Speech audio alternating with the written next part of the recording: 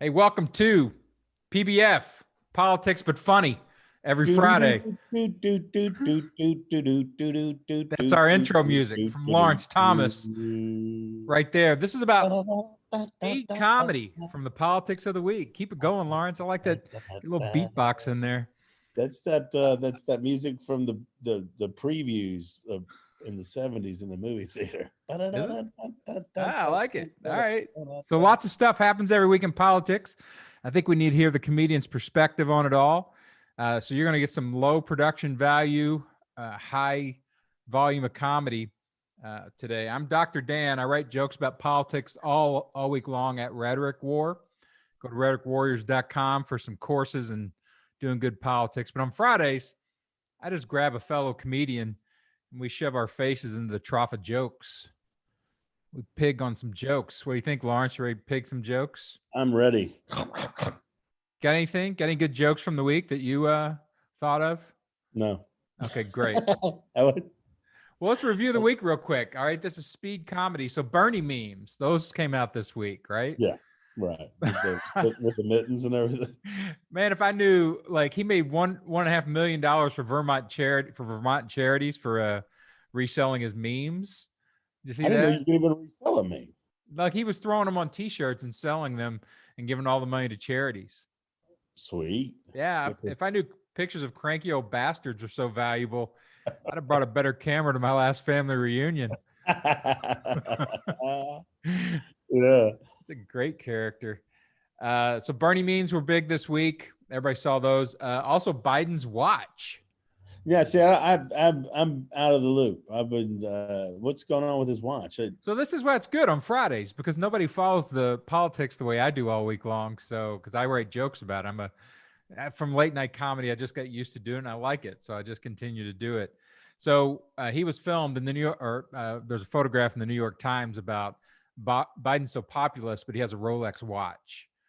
And they had a picture of him with this, Rolex. And I'm like, great. So it confused me. I didn't see Joe Biden's watch storm Congress to execute American politicians. Right. So I know it's important. Yes, very. Oh, of course.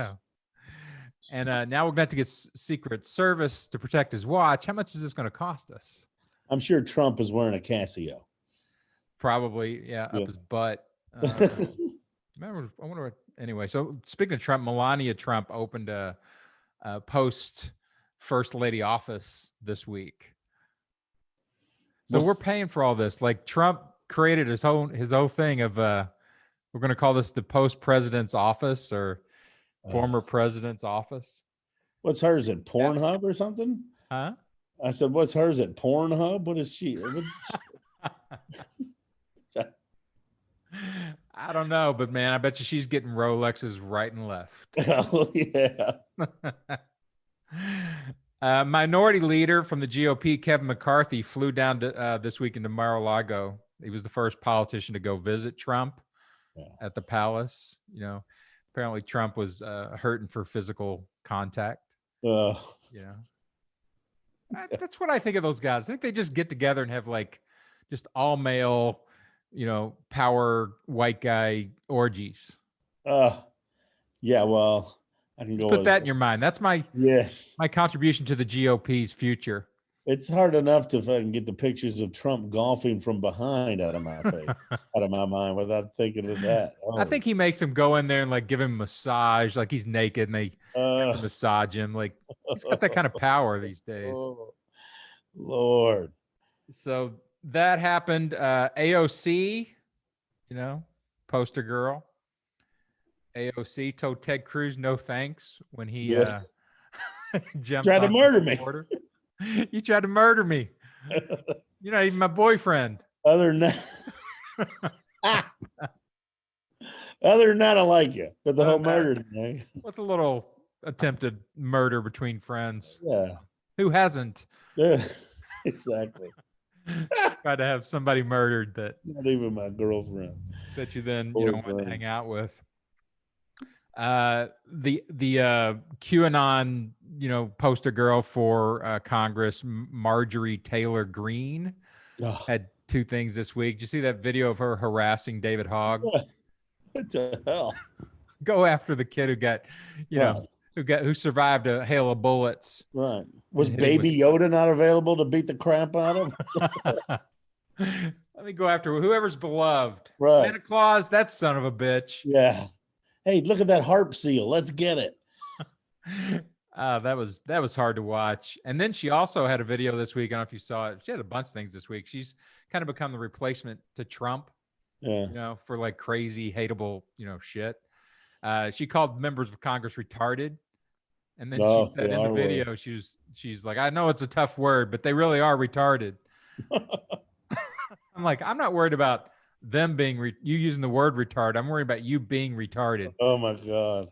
She is a fucking piece of work, man. I mean, it's crazy the level of people they've been able to get in front of the camera.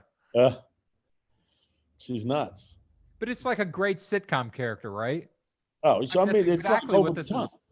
It's become, right? It's like, who can say the craziest shit and they're going to get on camera? She's Alex P. Keaton on crack. Meth and crack. Oh, a little Family Ties reference for your Friday. Come on, people. A caricature is what I'm saying there, folks. Beat that. Fauci's back. Fauci's made it back. I'm thankful. That little mousy son bitch is everywhere now. He's the giant. He's a diminutive giant. He's like 900 years old. He is our Yoda. Is it vaccines you wish? I'm sure Yoda said it backwards or something. Oh, that's my favorite moment. We're not going to beat that today. That was great. Doing impressions of it's vaccines you seek. Fauci is Yoda right there. Lawrence Thomas on the beat. Beat that. And he didn't even prep. I didn't give you any of this stuff to prep with. Not a bit. Morning radio, here I come.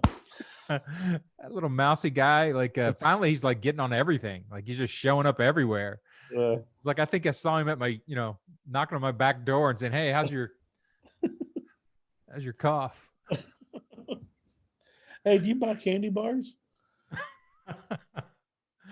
Candy bars? Yeah, the kids always come around with the $5 candy bars. They don't do that around here. Prescription and a vaccine. Janet Yellen got approved this week. First woman that's going to be in charge of all our money.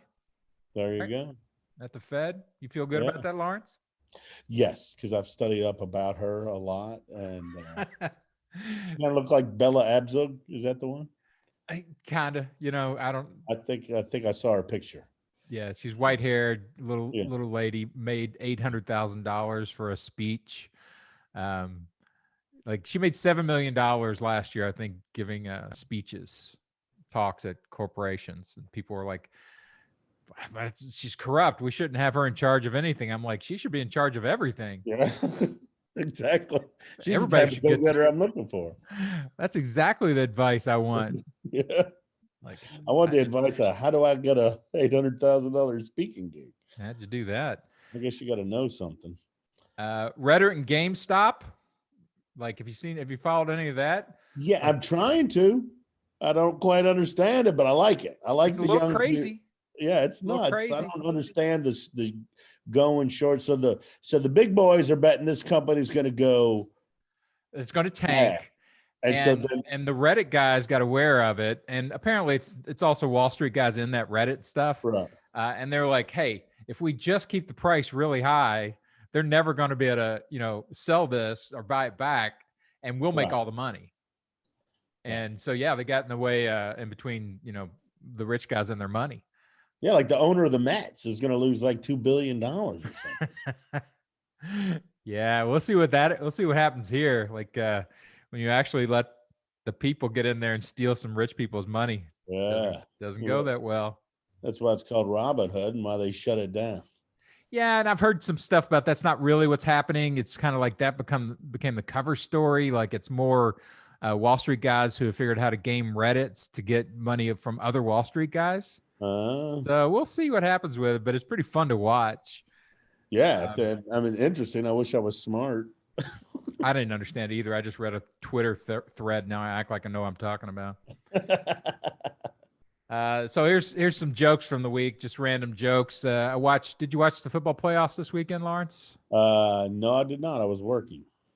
Well, here's something I learned from the football NFL playoffs this weekend. Insurance companies need to hire better comedy writers. Oh yeah. Yeah. Oh my God. Like they're all doing it now because of Geico. Right. You know? So now the Liberty Mutual has Limu or something. Yeah, I saw I did see like an emu humping or like humping a guy and then having a baby on a sand volleyball court. Yeah, I'm like, Trying come to on, hatch guys. volleyball. That's Saturday Night Live level comedy. Couple other things from the week. I have noticed that Republicans want us to heal. A lot of unity talk. Right.